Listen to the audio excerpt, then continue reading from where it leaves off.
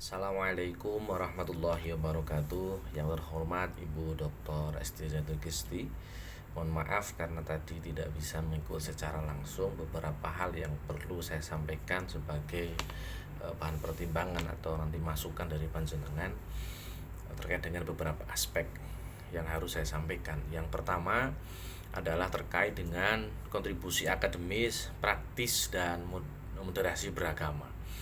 Yang pertama, penelitian yang saya ajukan tentang ideologi gender dalam konstruksi pemikiran hukum Islam ini mempunyai kontribusi secara akademis. Satu, setidaknya dapat memberikan sumbangan bagi pengembangan dalam kajian keislaman dalam kaitannya kajian tentang keadilan gender dan relasi laki-laki dan perempuan, terlebih dalam lingkungan kampus. Yang kedua, kontribusi praktisnya adalah ada dua hal sebagaimana yang saya sampaikan dituliskan di proposal itu, bahwa penelitian atau kajian ini akan mengungkap dua hal. Yang pertama, mengetahui ideologi gender yang melatar belakangi mahasiswa dalam memilih tema atau kajian, penulisan, riset tentang hukum Islam.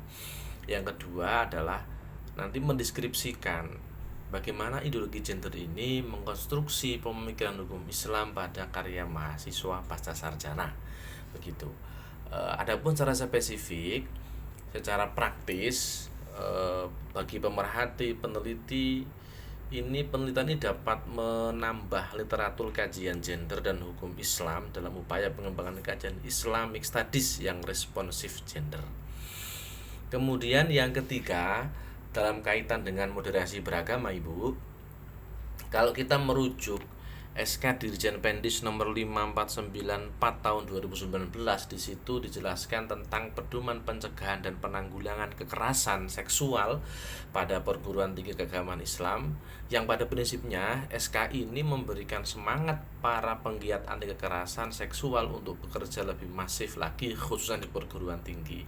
Nah, titik temu dari riset ini adalah bahwa moderasi beragama itu ada 4 indikator yang disampaikan. Pertama, komitmen kebangsaan, toleransi, penerimaan terhadap perilaku kekerasan berbasis gender, kemudian anti kekerasan. Nah, titik temunya adalah antar moderasi beragama pada konsep keadilan gender itu sendiri. Kemudian yang kedua, terkait dengan kebaruan. Ada kurang lebih 10 hasil riset yang kami kaji sebagai pendahuluan riset, bahwa mayoritas dari riset yang kami baca itu tidak secara spesifik membahas tentang ideologi gender yang dikaitkan dengan karya tulis mahasiswa. Penelitian ideologi gender memang banyak, tetapi secara spesifik kemudian mengungkap bagaimana mahasiswa memengaruhi mahasiswa dalam menuliskan karya ilmiah, lalu kemudian mengklasifikasikannya, itu yang saya temui dari 10 riset yang kami tampilkan itu tidak ada.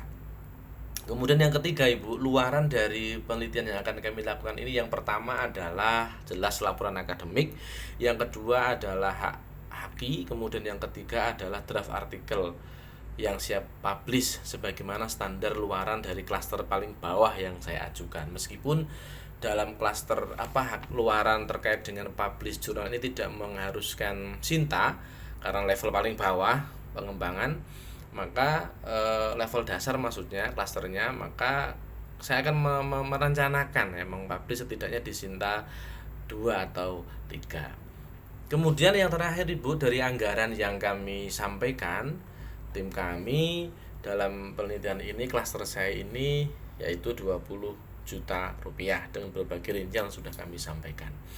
Saya kira, Ibu, beberapa hal yang saya sampaikan kepada reviewer mohon menjadi pertimbangan dan masukan terkait dengan proposal riset yang kami ajukan. Terima kasih, Ibu. Salam sehat selalu. Wassalamualaikum warahmatullahi wabarakatuh.